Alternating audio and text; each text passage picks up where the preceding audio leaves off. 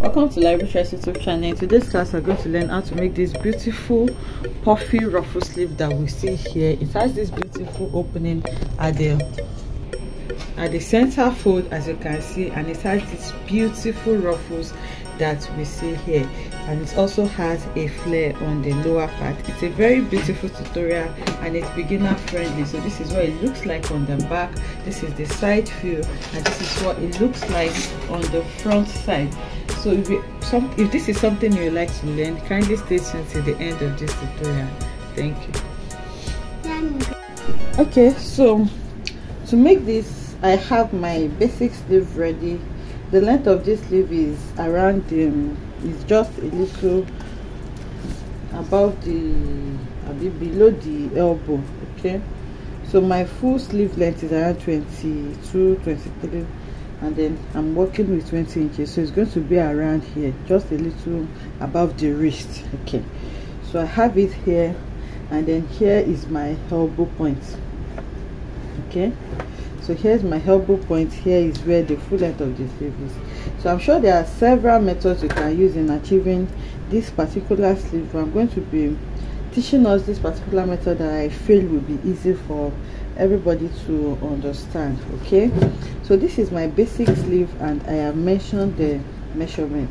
So the first thing I'm going to do now is to map out the areas that the big ruffle that is on the sleeve is going to go through. So for the big ruffle, I want it to stop around my elbow area, so which is what I have mapped out now.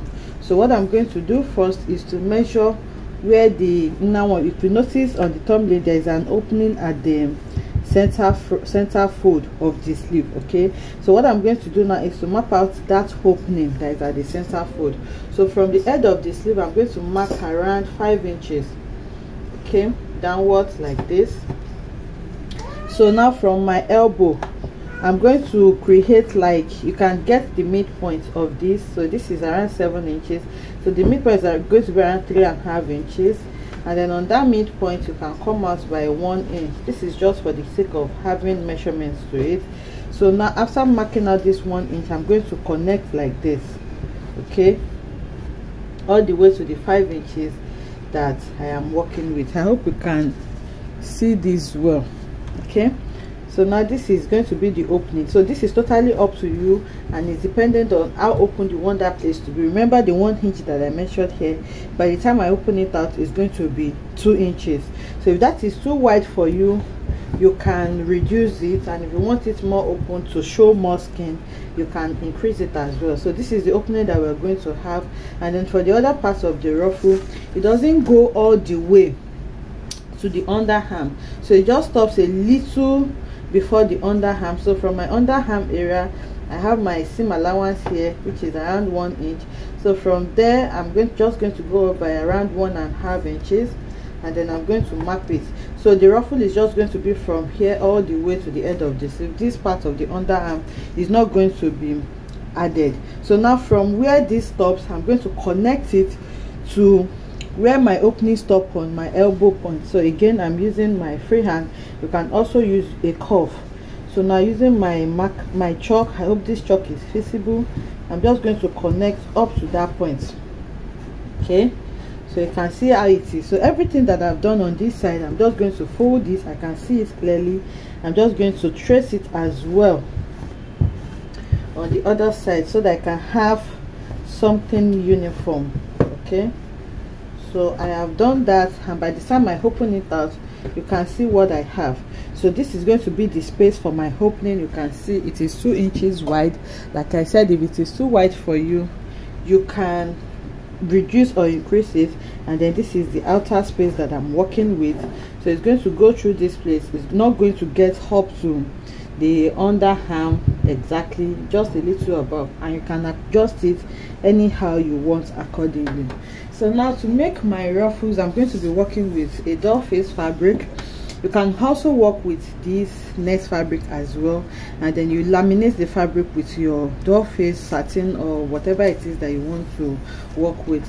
So now I'm just going to measure around the space that this ruffle is going to pass through. So this is one of them, and then I'm going to measure the largest, which is of course this part, so that I'm going to use that to cut out my fabric, and then I can just adjust the inner one anyhow I want.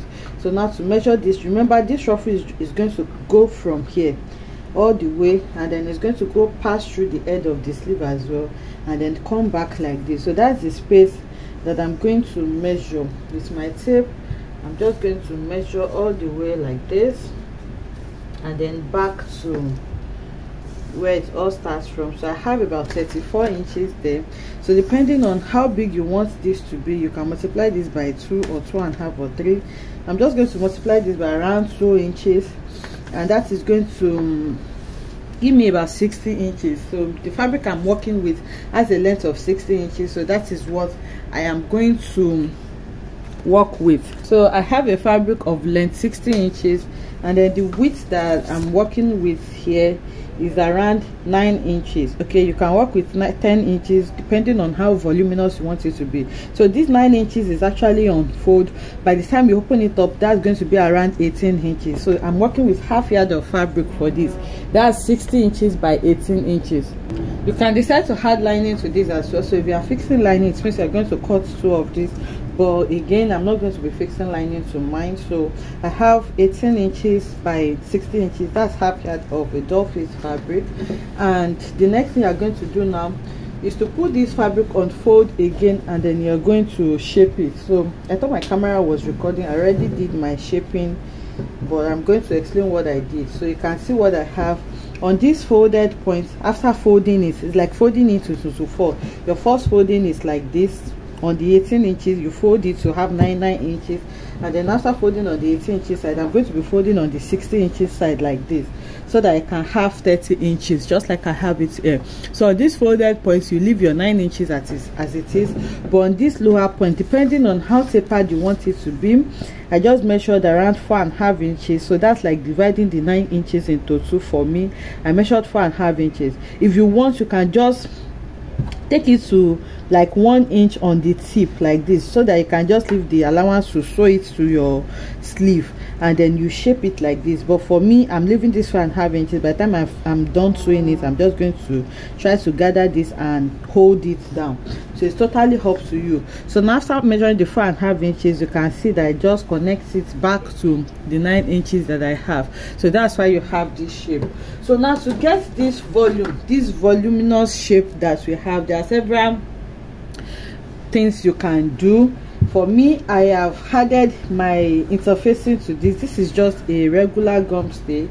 So I advise you can use a gum stay because the fabric I'm using is very soft. So I'm going to be using this gum stay, and you can also use your ad net. Okay, so you can use ad net that we use to make ball dresses. This is actually a sample of an ad net, but I don't have enough to cover all of these spaces. So I'm just going to be working with my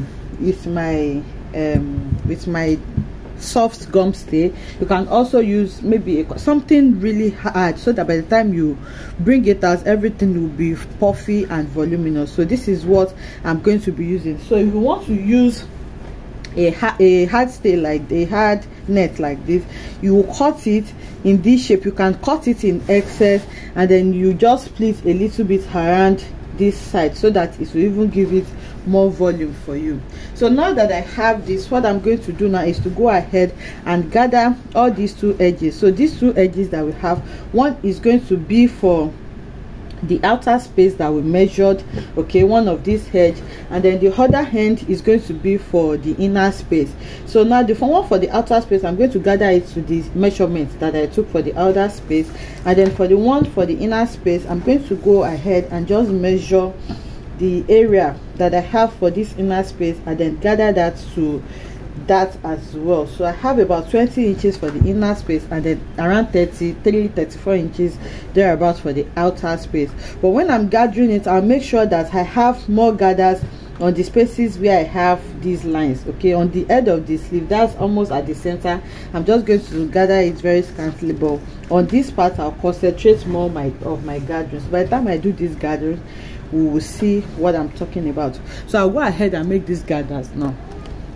Okay, so now we can see that the gathering is done, and on this end that is going to be on the outer part, you can see that it is bigger and wider.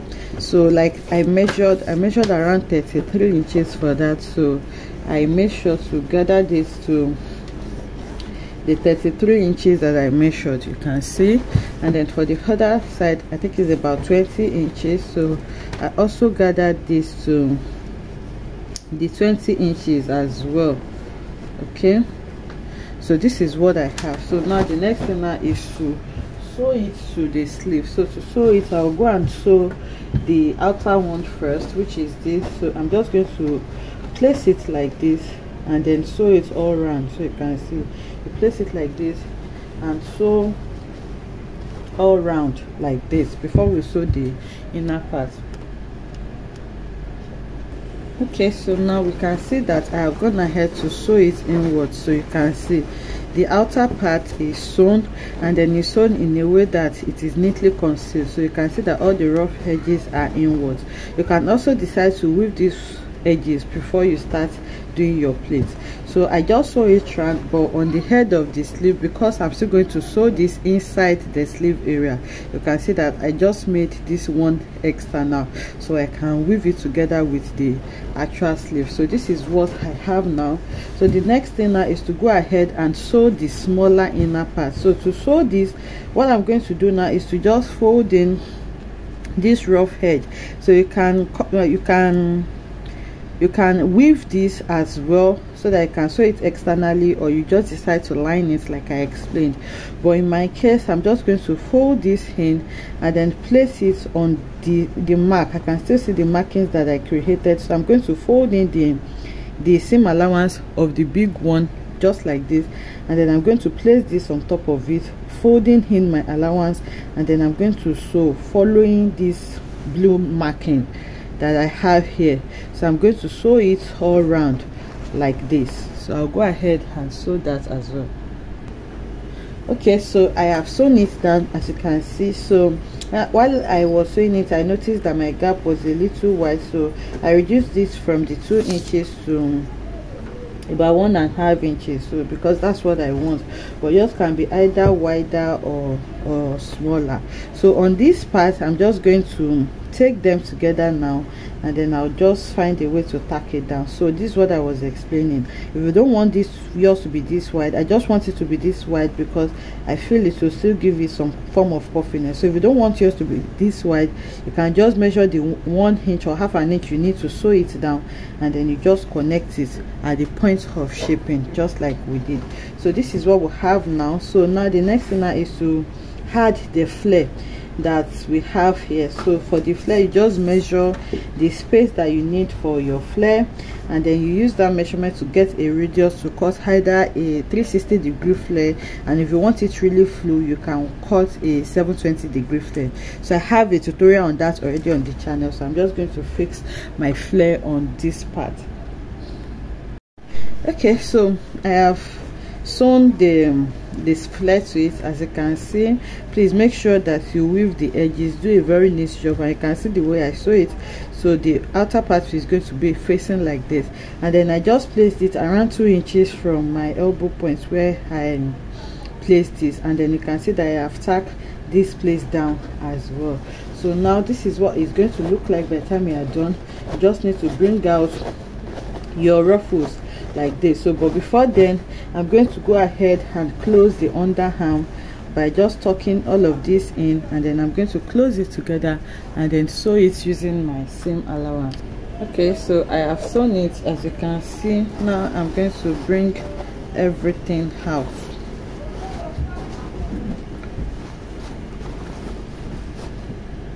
Okay, so bringing it out, this is what it looks like. Please make sure you iron all of this flare.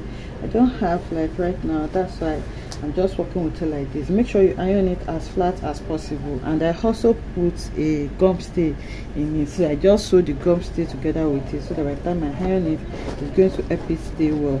So now this is the head of the sleeve, and you can see that this is the part you're going to sew to your armhole, and you can see that this does not get to the underarm area. So you can see I have about 1.5 inches thereabouts before the underarm. You can place it anywhere you have, and then you can see that the puffiness did not get here to some underarm area as well, under the even up to the elbow point. And then this is the space that we have. So now the next thing is to bring all of this out to get this puffiness. If you need to tack it anywhere, you can just tack it so that you can achieve what you wish to achieve. So I'm just going to take this to the mannequin now so that we can see what it looks like. Okay, so this is the sleeve on the mannequin, and you can see the puffiness that we have here. So like I said, you just need to, I couldn't iron my hair stay properly because there was no power, like I said. So even with it, you can see the puffiness that I have. So anywhere you feel you need to tack, you can tack it, but without tacking, you can see how beautiful it is looking. And then you can just see the side. So this is the open part I was talking about, and then you can see that the puffiness just remains the same, just the way we want it. So this is the flare. If you don't want this type of flare, like I said, you can decide to do a 720-degree flare. I recently made a tutorial on that on the channel, so if you don't know how to, you can check it out. And this is the length I want for my sleeve. So I left around 2 inches gap between my ruffle and my flare. So all of these are totally up to you, it depends on how you want it to be, but just look at how neat and puffy this sleeve came out, and it is really beautiful. I love the outcome. I hope you enjoyed making this beautiful tutorial with me. If you enjoyed this, let us know in the comment section. Like, comment and subscribe to our channel, and I'll see you in the next one. Bye. Bye.